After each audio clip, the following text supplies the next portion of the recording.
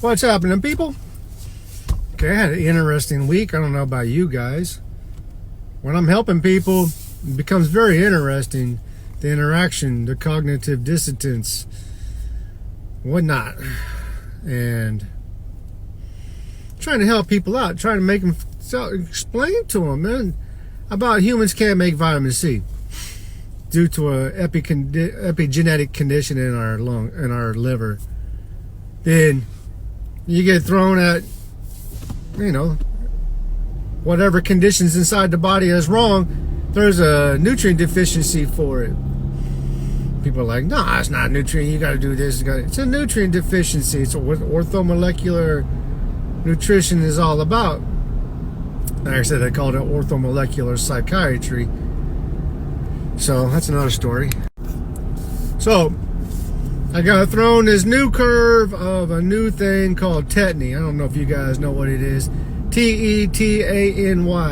So I look up what tetany is and the condition that it is from a standpoint of a nutrient deficiency. It's a vitamin D and magnesium deficiency. Well, when you live in England, most of the people in England, unfortunately, they don't get no sun because they're above the 37th parallel or the 47th parallel longitude. I don't know which longitude, latitude, whatever it is. The 40th degree marker, right? I made a wrong lane change. And so they're not getting enough vitamin D. Anybody who lives above the 40th degree parallel, they're not going to get enough vitamin D, period. If it was truly ancestral, they'd take it back to Adam and Eve in the Garden of Eden. Hey, we don't make vitamin C. It's our ancestral diet. We go back to the tropics and we go back to eating high vitamin C rich foods. I'm sorry, humans were kind of dumb. They left their food behind. They moved to temperate conditions, climates, and they did not have any more high vitamin C rich foods anymore. We still have that epigenetic condition. Humans can't make vitamin C. But yet, you gotta eat meat. No, you big golly. Jeez.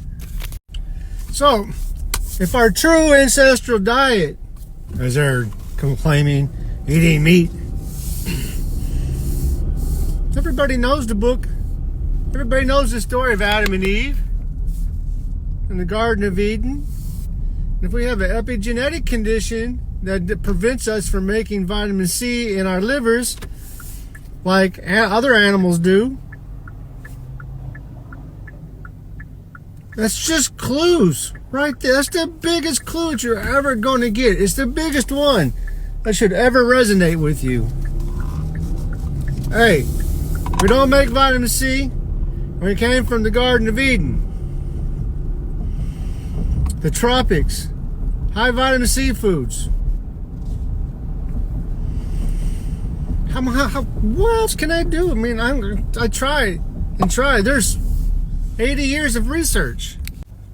There's 80 years of research on vitamin C, or 6 carbon atoms, 8 hydrogen atoms, and 6 oxygen atoms. 80 years, over 100,000 papers. That's the most researched element on Earth. Let me repeat that. It's the most researched element on Earth for humans. But yet, they want to say eat meat. The psychology of this eating thing is off the charts. You have to know you have to get vitamin D. You have to go out in the sun and get your vitamin D. You have to go get the magnesium. You have to do this. You have to get the vitamin C. You just have to do it. If every cell in your body requires vitamin C, every organ, your brain, your eyes, your adrenal glands, your endocrine system. Everything requires vitamin C. If it's the most essential nutrient that belongs in your body, when I say to people, hey, you need vitamin C, you should go get a 25-gram vitamin C IV. Why so much? Are you going to get sick? No, you're not going to get sick. You'll get better. 25 grams of vitamin C into your arm probably won't put a dent into what your body actually needs, to be blunt and honest. Good Lord. So, when people say they're sick and they go get a 5-gram vitamin C IV with a bunch of other stuff, you're not really getting what you need. Those little stuff that you get, 5-gram B12, magnesium, glutathione, and all that, that's kind of like a maintenance thing. That's probably something you probably should do once a week. If you can find a place that has a membership, you can pay the membership per month and go in and get all your IVs that you need.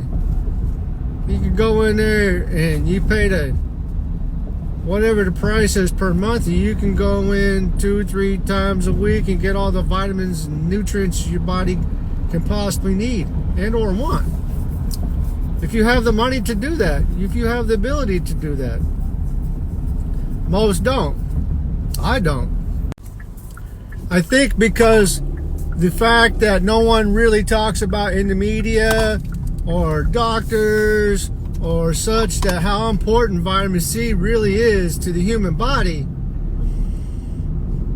they're taken back by the fact that we need so much of it.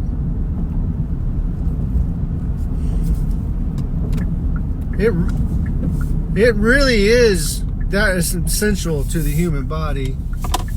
It's a carbohydrate, so the most essential thing, what it says in the eating deal, outlier, whatever, not outlier, good Lord, but it said 40 to 65% carbohydrates, and if vitamin C is a carbohydrate, and you need 40 to 65% carbohydrates, what do you think?